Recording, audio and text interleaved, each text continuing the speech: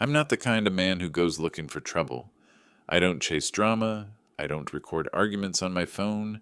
I don't storm into offices demanding justice. I do my job, I keep my head down, and I've always believed that if you work hard and stay decent, things eventually balance out. That's what I believed. Right up until the night I went back to the office for my phone and heard my boss planning how to ruin my life. It sounds dramatic when I say it out loud, but in the moment it didn't feel dramatic. It felt still, like the world suddenly stopped spinning long enough for me to finally see it. I guess I should start with this. I've worked in analytics for 7 years. Not the flashy, tell the CEO what to do kind, the quiet, invisible kind. Cleaning raw data, catching errors, building reports that executives praise without realizing who actually built them. My boss, Mark Halden, was the exact opposite of quiet. He lived for applause. Big smile, loud laugh, expensive suit. The man who just knows how to talk to people. To upper management, he was charming. To the rest of us, he was a man who took credit like it was oxygen. And look, I tolerated it. Mortgage, aging parents, job stability. I'm not ashamed to say those things kept me quiet. I wasn't afraid of losing my job. I was afraid of losing the life I'd built around it. So when Mark praised my work publicly but mocked me privately, I let it slide. When he dumped late-night tasks on me because he trusted my eye, I did them. When he said things like, "You're the brain, I'm the face," I pretended it was a compliment. That day had been long. Quarterly reviews, endless corrections, Mark pacing behind me with coffee breath while I fixed a spreadsheet he'd broken. By the time I finally left, the sky was already dark. I drove home, kicked off my shoes, and reached for my phone, which wasn't there. Great. Two-factor authentication, bank apps, my work pass, all locked in a silent rectangle sitting on my desk. So I drove back. The office at night is a completely different animal.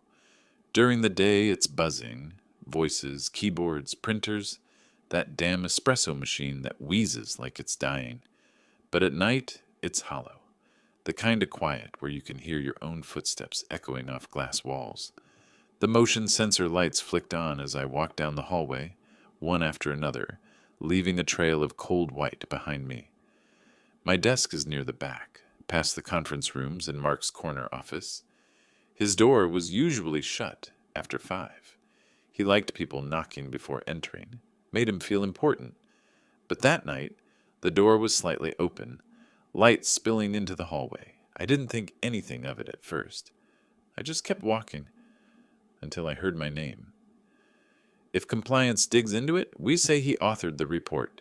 He signed off. It's his formatting. My steps froze. It was Mark. His voice was lower than usual, clipped, serious. Then another voice, HR manager Sandra, calm, calculated. And if they ask about the discrepancies? He panicked, Mark replied. He overestimated. I corrected as best I could. Worst case, he gets written up. Maybe let go quietly. Let go quietly. I felt a strange, full-body stillness. Not fear, not anger, just clarity, like a clean sheet of ice forming over a lake. Sandra exhaled. And the regulatory forecast. Those adjusted numbers don't match last quarter. We'll say he misinterpreted the raw data, Mark said. Honestly, he's always been better with code than judgment. I leaned slightly toward the open door. Not enough to be seen, just enough to see the angle of Mark's shadow, shifting across the carpet. My heart wasn't racing. My hands weren't shaking. It was almost disappointing how steady I felt. He's loyal, Sandra added quietly. You don't think he'll fight it? Mark's laugh was soft, confident. He won't even understand what happened until it's over. I finally understood why my stomach had tightened all week. Why Mark suddenly wanted everything sent through him first. Why HR had stopped by my desk, acting overly friendly, asking how I was coping with workload pressure. I wasn't being supported. I was being set up. I stepped back, silent on the carpet. My phone was right where I'd left it, the black screen reflecting the overhead lights, as if nothing in the world had changed. but everything had. I didn't go near Mark's office again. I didn't say a word. I didn't confront anyone. I walked out through the lobby with the same calm I'd walked in with. Except now there was a cold, steady weight in my chest. Not panic, not despair. Something closer to resolve. Because I thought I'd just heard them ruin my life. I didn't realize yet I'd use it to ruin his. The next morning, the office looked exactly the same. Same hum of the HVAC, same burnt coffee smell drifting from the break room, same people pretending to love their jobs. But something in me had shifted. Not anger, not fear. More like irritation sharpened into awareness.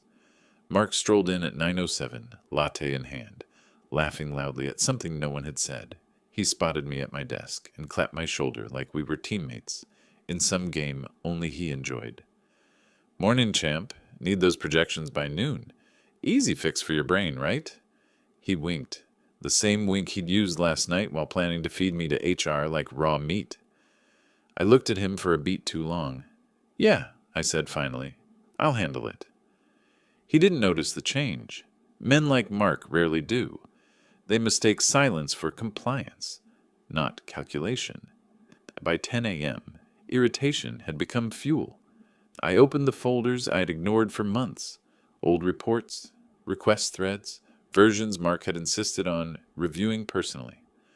My eyes scanned through revision histories, timestamps, email chains. Patterns emerged fast. Every time I submitted a clean dataset, Mark tweaked it afterward. Always late at night. Always after I'd already signed it. Sometimes he changed forecasts upward. Sometimes he buried risk indicators entirely. He'd even rewritten sections of commentary to make himself look like the hero who spotted concerns early. And every time when those numbers reached senior management, he presented them as his insight. My insight, my work, my name on the line. It wasn't incompetence. It wasn't laziness. It was strategy, a slow drip of manipulation designed to keep him untouchable and me disposable. Around noon, HR's Sandra stopped by my desk with the kind of smile people use when trying to slip poison into a drink. "Hey," she said brightly, "just checking in. Everything good? Not overwhelmed? These forecasts can be stressful." The same woman who'd sat in a room last night and discussed how to pin a fraud investigation on me had the nerve to ask if I was okay. "I'm good," I said, turning slightly so she couldn't see my screen. "Great," she said with that practiced HR warmth. "If anything ever feels unclear, you can always talk to me." Unclear. Right. When she walked away, something in me clicked tight, like a bolt locking into place. This wasn't irritation anymore. It was recognition. Recognition of how small they thought I was. How confident they were that if something exploded, I'd be too blind, too quiet, too loyal to see the pattern. But the problem with quiet people is simple. We think before we react. And once we start thinking, we don't stop. In the early afternoon, I made my first move. Small, invisible. I copied the version history of 3 major reports, the ones Mark had changed, and exported them to a secure personal drive. Dates, times, edits, every fingerprint he'd left behind. Then I dug into our email archive. Buried in a 2-year-old thread was the sentence that changed everything. "I'll adjust the numbers later. Just send me your version first." He wrote that to me last spring. 2 sentences, 1 line. And it was enough to turn irritation into something sharper. A tiny spike of satisfaction bloomed in my chest. The first real sign that I wasn't powerless. That the story they were writing behind closed doors had holes big enough to climb through.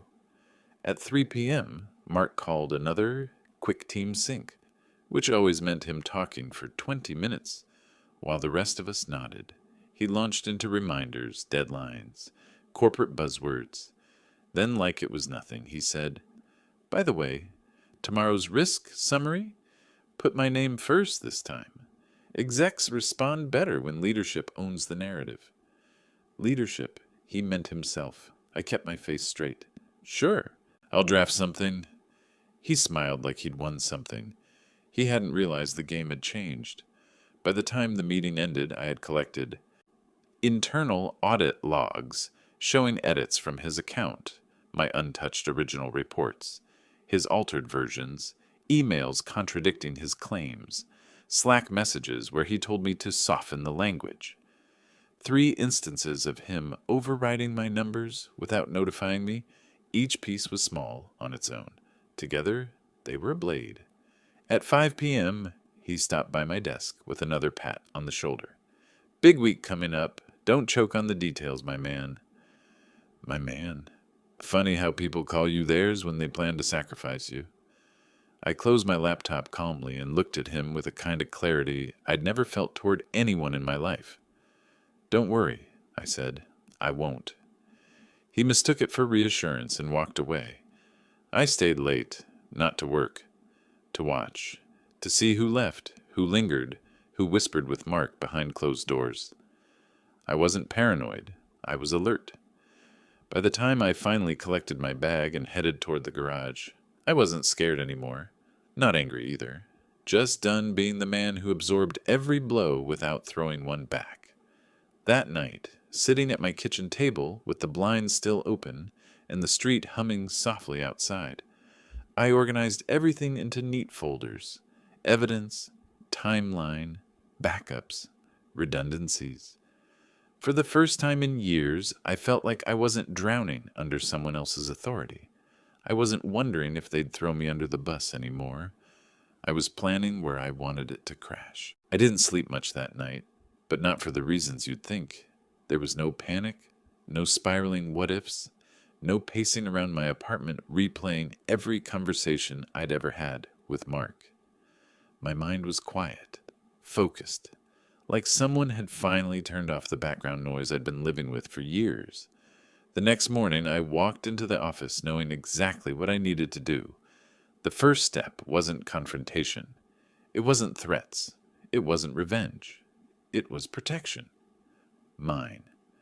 I opened the company's internal compliance portal, the one they mentioned during onboarding and hope nobody ever uses, and filed an anonymous inquiry. Not an accusation. Not a complaint. Just a question. If an employee notices discrepancies introduced by a supervisor post-submission, what is the correct reporting process? I attached nothing. I named no one. I just pressed the first domino. By 10 a.m., I got a response from an investigator named Laird. Formal tone, no warmth, exactly what I needed. Please submit any documentation you believe may indicate improper alterations. Your identity will remain confidential. Identity confidential. Beautiful phrase. Before doing anything else, I read through every policy the company had ever shoved into my inbox. Reporting guidelines, whistleblower protections, documentation protocols. For once, HR's endless training modules worked in my favor. At noon, Mark barged into my cubicle so fast my monitor shook. Hey, superstar, need you to sign that updated Q2 risk summary ASAP. I already forwarded it to legal. My stomach tightened, not in fear, but anticipation. Already? I asked. Before I reviewed it? You don't need to. It's the same version you sent yesterday, just with some polishing on my end. Standard stuff. Come on, don't slow us down. He handed me a printout. I skimmed it casually, though I already knew what I'd find. He had changed the numbers again. Higher projections, lower risk flags. A completely different narrative from the one I had built. And he expected me to sign it. My signature, my liability. I set the paper down carefully. I'm going to need that request in writing, I said. Mark's smile flickered. Dude, it's me. We don't need to make this formal.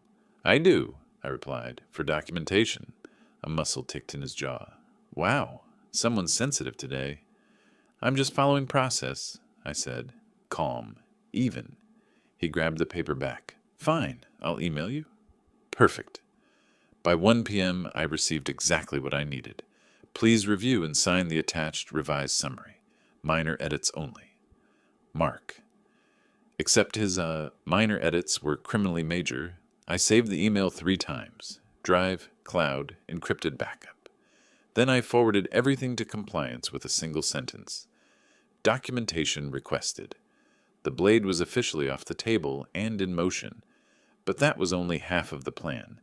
The other half unfolded later that afternoon, when I learned something that felt like fate stepping in on my behalf. Our department had been scheduled, quietly, for a board-level audit review the following week. The same week, Mark planned to present his revised projections as his big win. He was walking straight into a trap he didn't know existed. I didn't set it. I just made sure the lights were on when he entered. That evening I asked him, "Want me to join your presentation prep tomorrow?" He beamed. "There he is, the team player. Yes, absolutely. Need your charts. Execs love them." He had no idea. The next day was pure theater. Mark strutted around the office like he owned the air everyone breathed. He rehearsed lines in his glass office, practiced smiles, adjusted his tie every 10 minutes. I sat quietly outside, updating final versions of charts.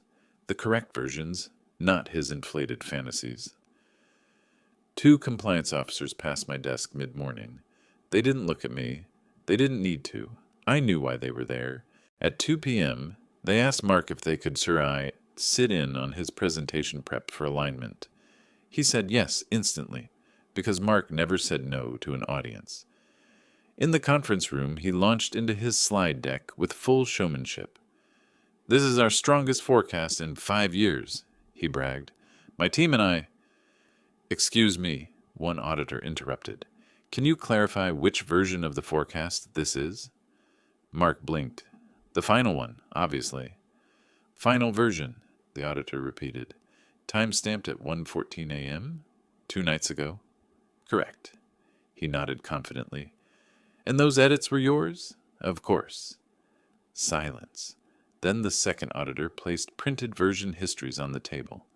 Page after page of timestamps, side-by-side comparisons, edit logs linking directly to Mark's account. Across the table, Mark's face drained of color. "These projections differ significantly from the analyst's original reports," the auditor said. "Can you explain those changes?" Mark swallowed. "The adjustments were necessary. My analyst misinterpreted the data." The first auditor turned to me. "Is that accurate?" I didn't look at Mark. I looked straight ahead. "No, I delivered accurate numbers. These changes were made afterward, without my approval." A beat of absolute silence. "And," I continued, keeping my voice steady, "I raised concerns through the appropriate channels." Mark jerked toward me like I'd stabbed him. "You what?" The auditor cut him off. "Mr. Halden, please refrain from engaging staff. We need answers about your alterations." The next 10 minutes unraveled him completely. They questioned every edit, every false narrative, every risky adjustment he'd buried.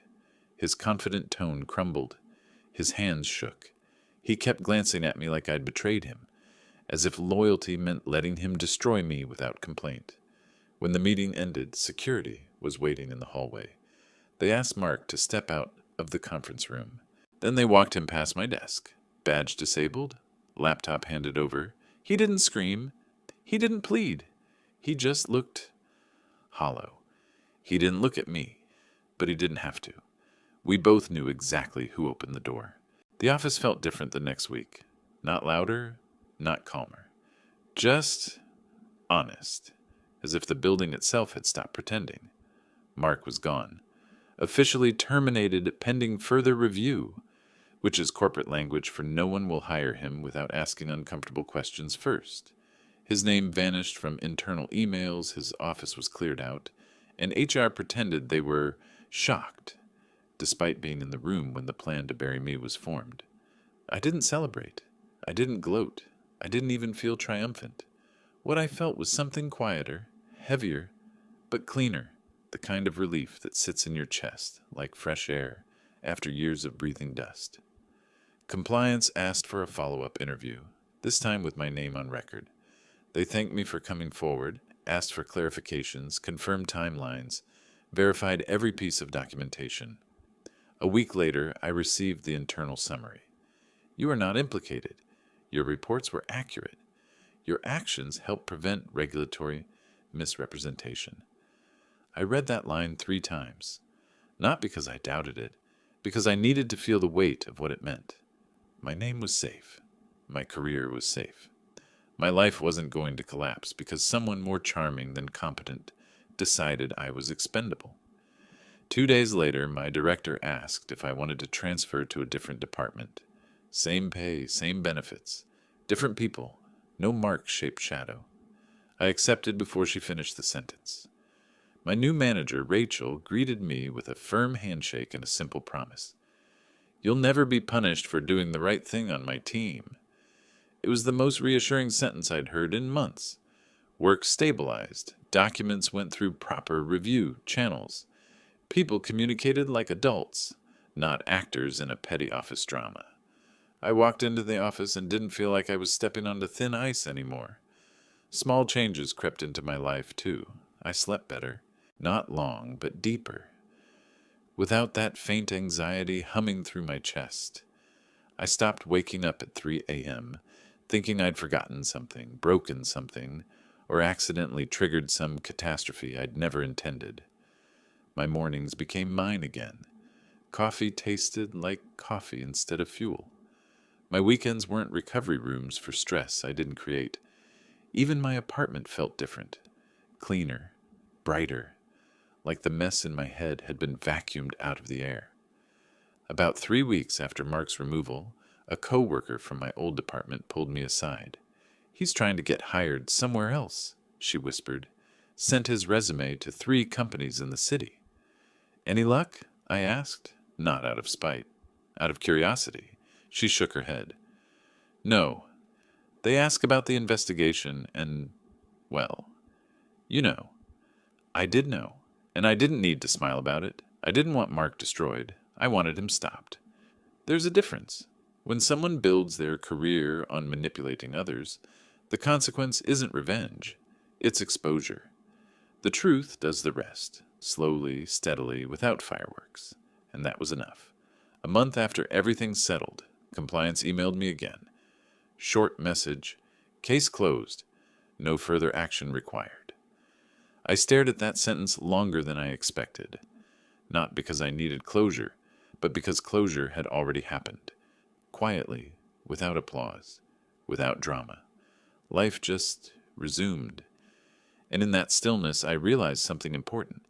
I had spent years thinking that keeping the peace meant absorbing the damage, enduring disrespect, carrying other people's chaos so nothing looked bad. I'd let myself believe loyalty meant staying silent, even when I was the only one paying the price. But peace isn't silence. Peace is boundaries. It's knowing where your responsibility ends and someone else's begins. It's being willing to walk away from people who see you as a tool, a shield, a convenient fall guy. It's choosing yourself without needing permission. One quiet Friday evening, I stayed late in my new department. Not because someone demanded it, but because I wanted to finish a project without rushing. The office emptied out around me, lights dimming row by row until only mine remained.